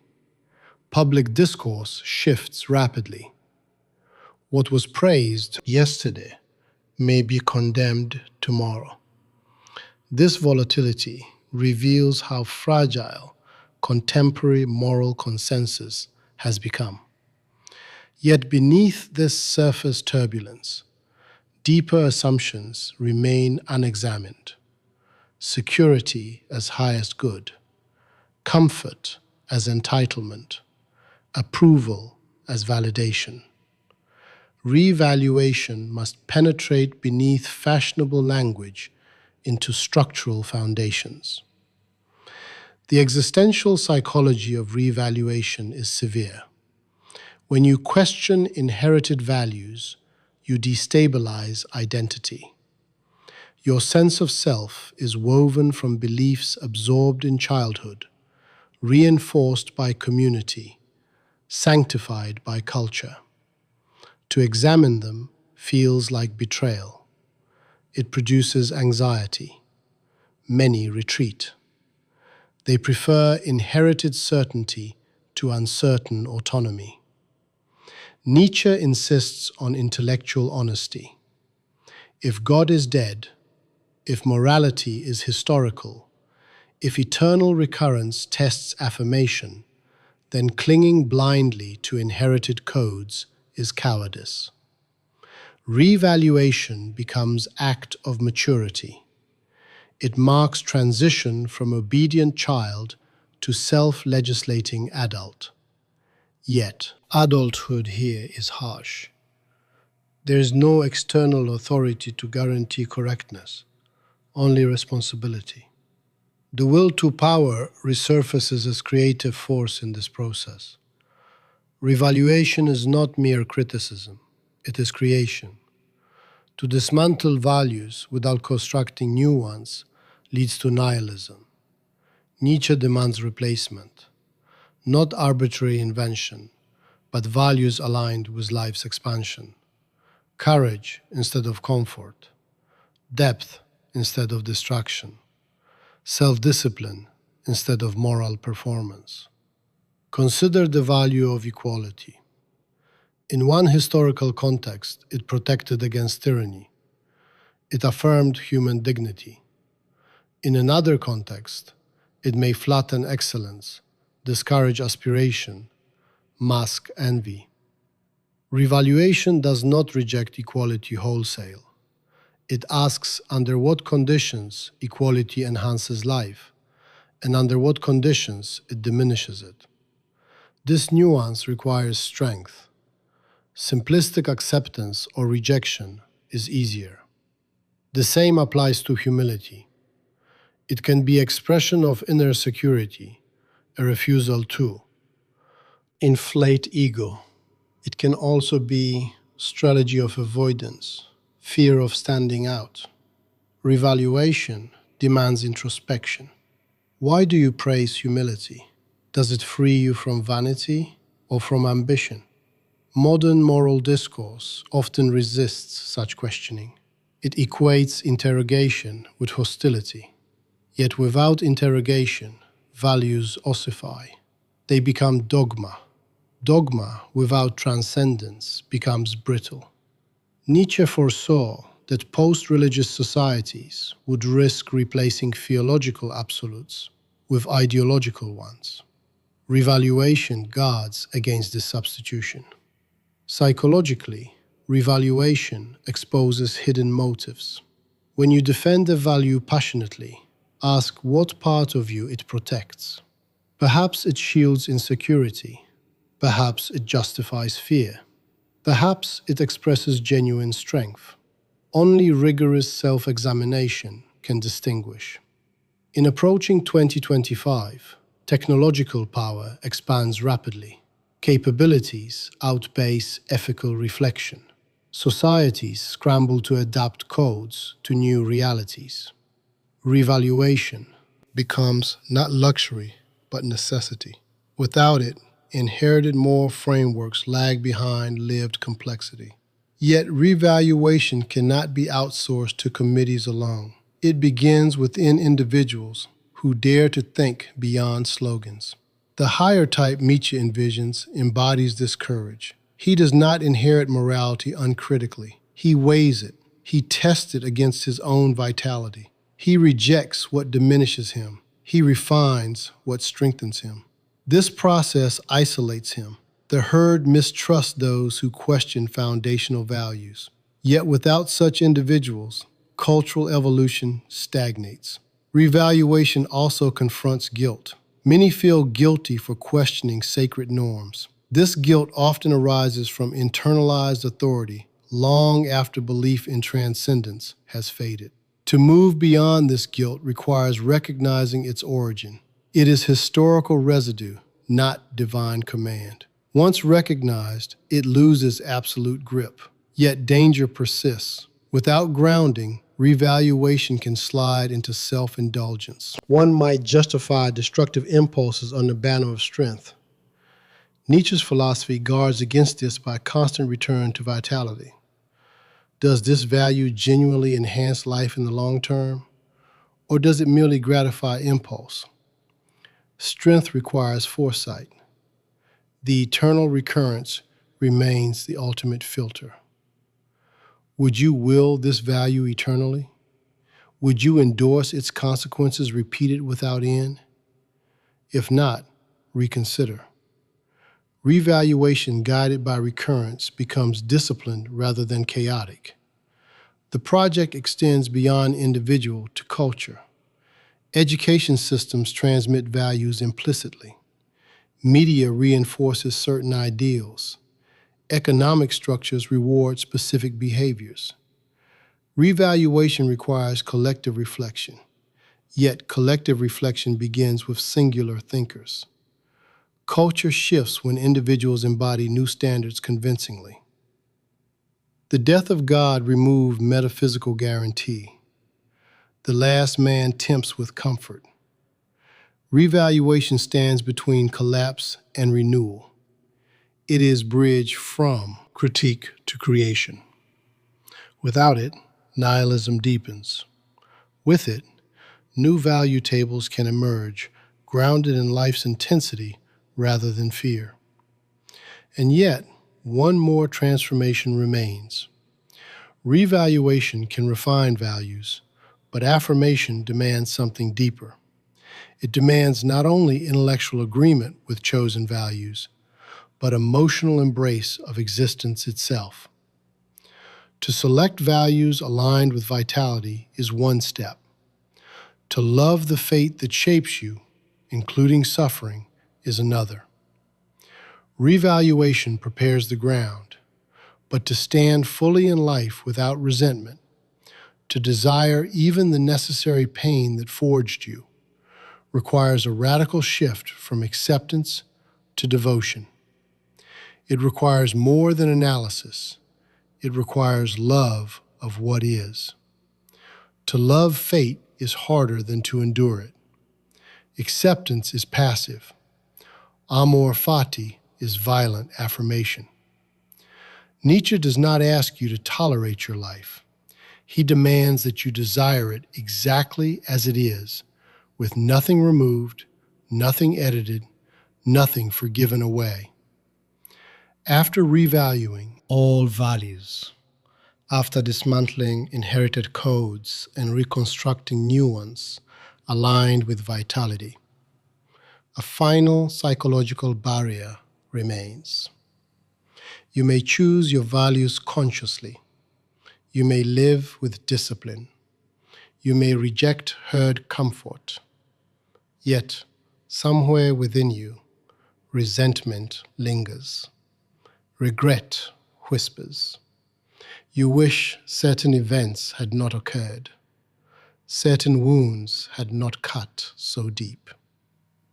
Nietzsche strikes precisely here. Amor fati is not reconciliation with destiny. It is devotion to it. First, amor fati means refusing to divide your life into acceptable and unacceptable fragments. Most people secretly negotiate with reality. They accept success but reject failure. They embrace pleasure but curse pain. They claim ownership of triumph but disown mistakes. Nietzsche exposes this selective affirmation as weakness. To love fate means to see necessity in every event that shaped you. The misunderstanding is to romanticize suffering. Nietzsche does not glorify pain. He recognizes its formative power. Remove your hardest experiences, and you remove the strength they forged. Amor fati is recognition of this integration. Second, amor fati demands transformation of memory. Memory often becomes courtroom. We replace scenes with accusation. We condemn ourselves. We condemn others. We rehearse alternative outcomes. Nietzsche rejects this backward resistance. The past is unalterable. Resentment against it is wasted force. To love fate means to will backward. To say yes not only to what you chose, but to what happened to you. This is psychological alchemy. It converts victimhood into authorship. You cannot change the event, but you can change your stance toward it. That stance determines whether the past imprisons you or fortifies you. Third, amor fati intensifies eternal recurrence. If you must live your life infinitely, love becomes the only bearable response. Mere acceptance under recurrence feels like endurance of sentence. Love transforms repetition into celebration. Nietzsche pushes affirmation to its extreme. Not only should you tolerate your life returning, you should desire its return. The misunderstanding is to think this is emotional exaggeration.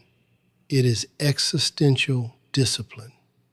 To cultivate love for one's fate requires radical coherence between values and actions. In a world approaching 2025, regret has become industry. Self-help markets promise reinvention. Social platforms encourage curated identities.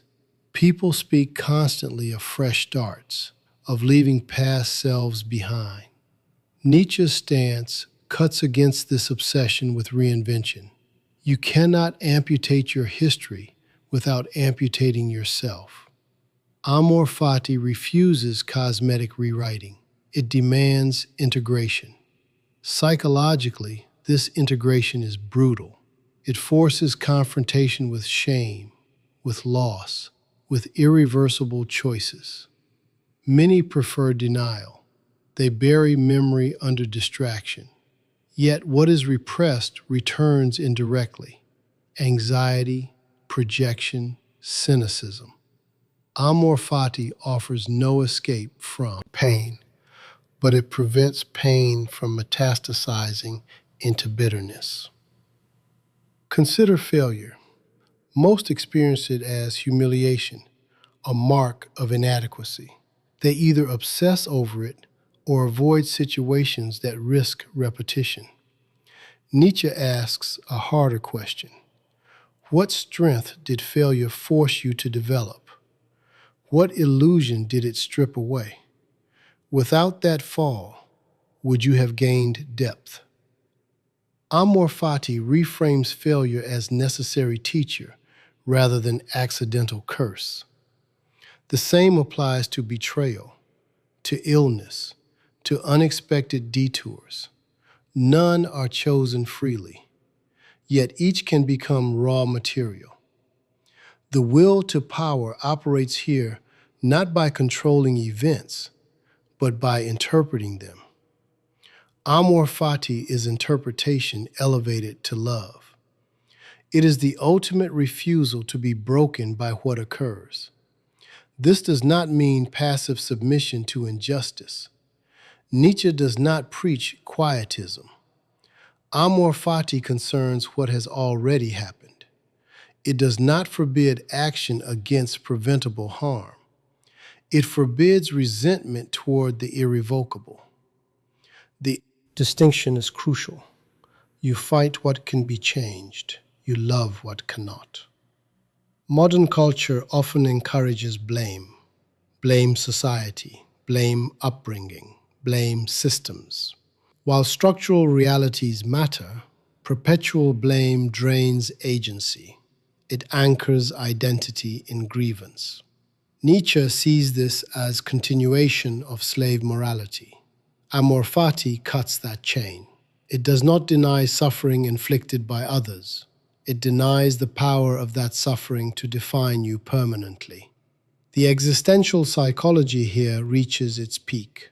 To love fate is to relinquish fantasy of alternative self untouched by pain.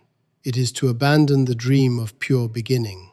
It is to recognize that your scars are inseparable from your strength.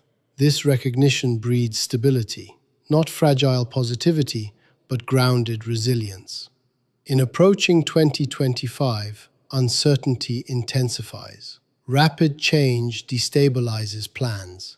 Many cling to control as shield. Amor fati challenges obsession with control. It teaches that control is partial at best. The deeper power lies in stance. You cannot command every event, but you can command your affirmation. There is danger in misreading this doctrine as fatalism. Fatalism resigns. Amor fati intensifies engagement.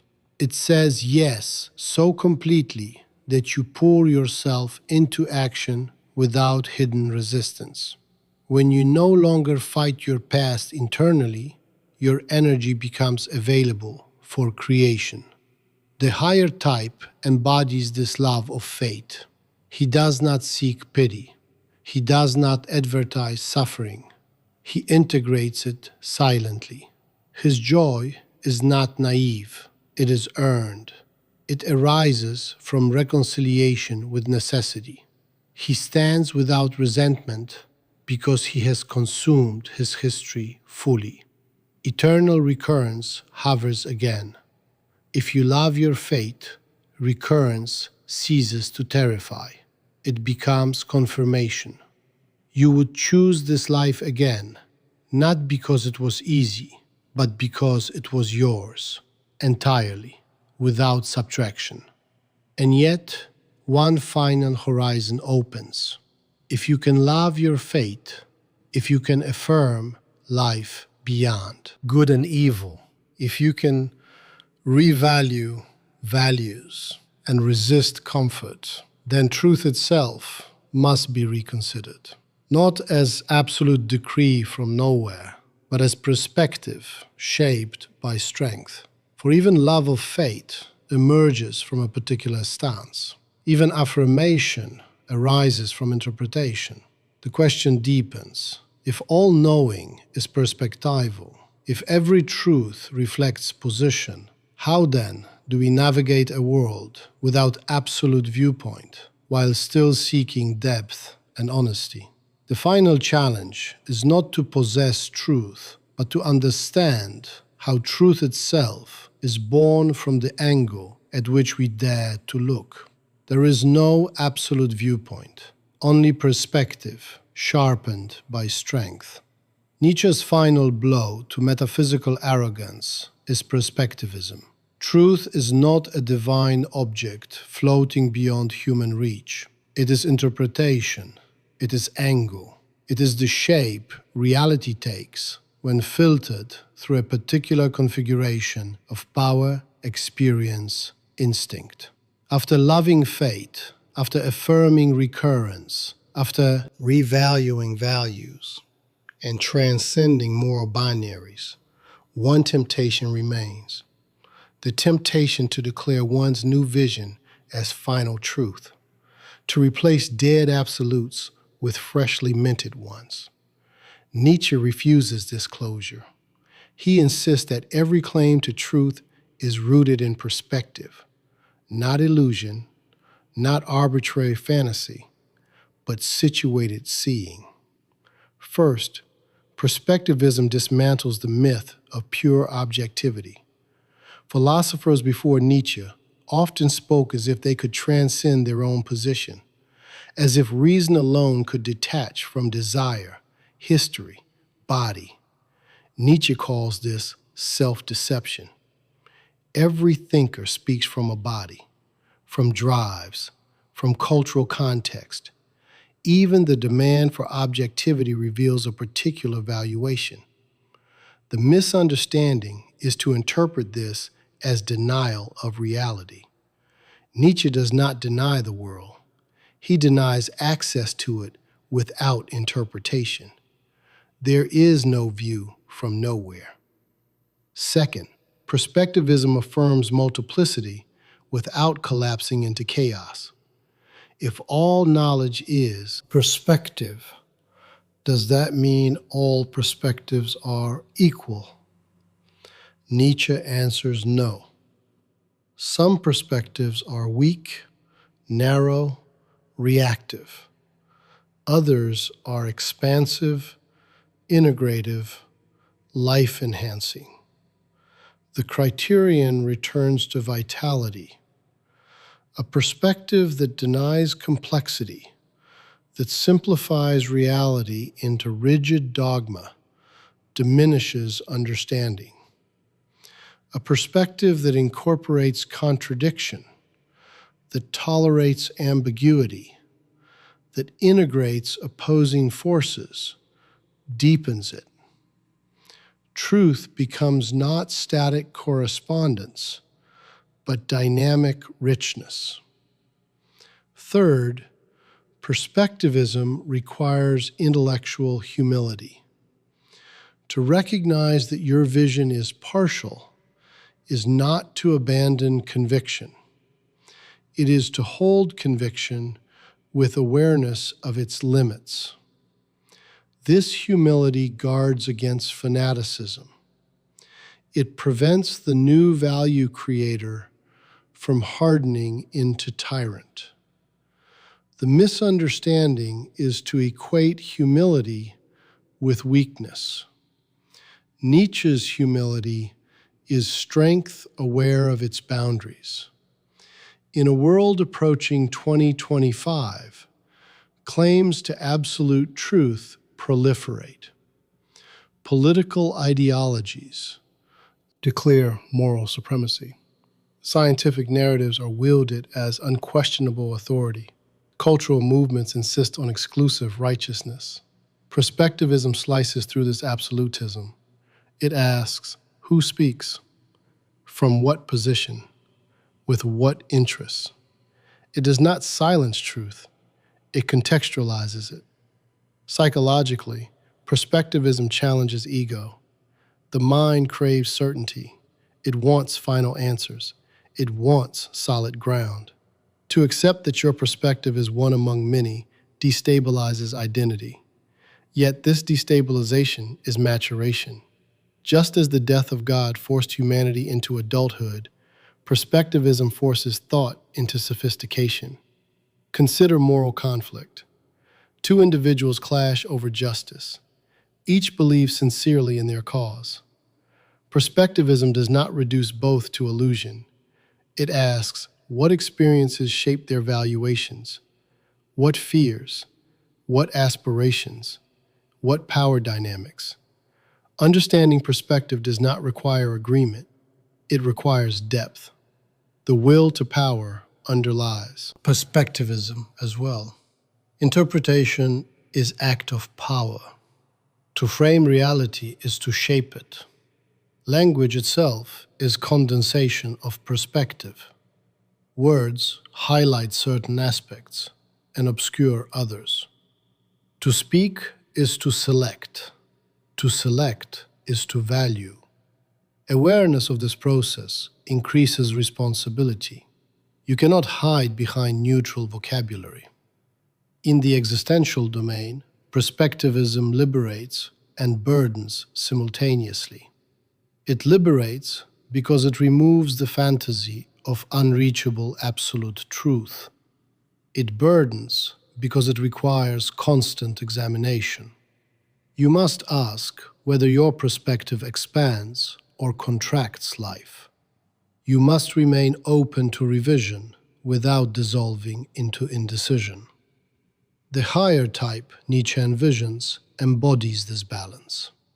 He does not cling to dogma. He experiments with perspectives. He tests ideas against lived experience. He integrates opposing views when possible. He rejects those that weaken him. His truth is not static. It evolves as his strength evolves. Modern technology complicates this terrain. In approaching 2025, individuals inhabit information ecosystems tailored to reinforce existing views. Algorithms feed confirmation. Perspectives harden into echo chambers. Perspectivism becomes more urgent. Without conscious effort, one mistakes curated angle for universal reality. The danger is not diversity of perspective, but intolerance of it. When individuals cannot conceive that others see differently without malice, conflict escalates. Perspectivism invites understanding without surrender. It demands recognition that every vision reveals and conceals simultaneously. This insight also reframes self-knowledge. You interpret yourself through narrative. You assign meaning to your past. That meaning is perspective. Amor fati becomes stronger when you recognize your narrative as chosen lens rather than fixed truth. You can reinterpret without falsifying facts. You can extract strength from experiences once seen as purely negative. Nietzsche's perspectivism also guards against new metaphysical idols.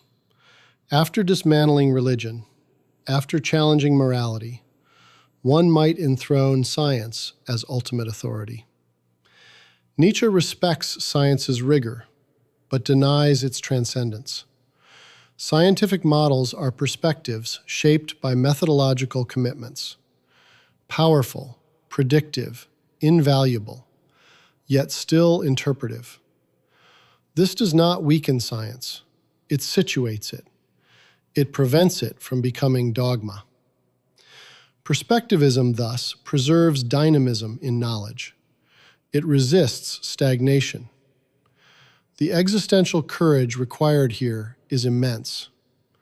To live without absolute moral binaries, without guaranteed metaphysical truths, without external justification, while still affirming life and creating values, demands strength rare in any age.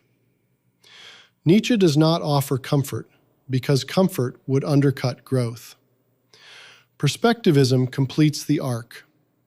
The death of God removed transcendence. The will to power revealed inner drive. The higher type embodied aspiration. Genealogy exposed moral origins. Eternal recurrence tested affirmation. Beyond good and evil dismantled rigid binaries. The last man warned against complacency. Revaluation rebuilt value tables. Amor fati sanctified necessity. Perspectivism prevents new idols from freezing this movement into doctrine. And yet, even this is not an end, for perspective itself can deepen endlessly. The task is not to possess final truth, but to cultivate strength capable of engaging ever richer interpretations without collapsing into despair or arrogance. The journey remains open. The horizon recedes as you approach it. And in that endless expansion of vision, in that refusal to settle for final answers, the true measure of freedom reveals itself, not as certainty, but as the power to stand within complexity without turning away. Nietzsche does not give us comfort. He gives us weight. He strips away God, dismantles absolute morality, exposes resentment, shatters moral binaries, and leaves us alone with ourselves. No heaven above, no fixed truth beyond perspective, no ready-made meaning waiting to be discovered. Only life, raw, unprotected, demanding. If God is dead, the responsibility is born. If morality is historical, then value must be created. If eternal recurrence tests every action, then every moment becomes decisive. If the last man tempts us with comfort, then greatness requires refusal. If all truth is perspective, then strength lies not in claiming certainty, but in expanding vision without collapsing. Nietzsche's philosophy is not destruction for its own sake. It is a ruthless maturation process. He forces humanity out of adolescence. No more blaming divine will. No more hiding behind inherited codes. No more anesthetizing anxiety with comfort. He demands that we become authors of our own values, sculptors of our own character, interpreters of our own fate. In a world fractured by ideological conflict, drowning in information, oscillating between moral outrage and passive distraction, his thought is no longer scandal. It is diagnosis. It reveals why comfort breeds emptiness, why resentment disguises itself as virtue, why certainty so often masks fear, why freedom terrifies more than oppression. The question he leaves is not theoretical, it is personal. Will you live as the last man, satisfied with safety, blinking at greatness from a distance? Or will you accept the burden of self-creation, affirm your fate without resentment, test your life as if it must return eternally, and expand your perspective without clinging to absolutes? Nietzsche offers no guarantee of happiness. He offers something heavier, the chance to live deliberately, to stand without metaphysical crutches, to create values strong enough to endure recurrence, to love your fate so completely that nothing in your life requires erasure. And at that point, there is no one left to blame, no authority left to consult, no illusion left to protect you, only the question of whether you are strong enough to become what you are.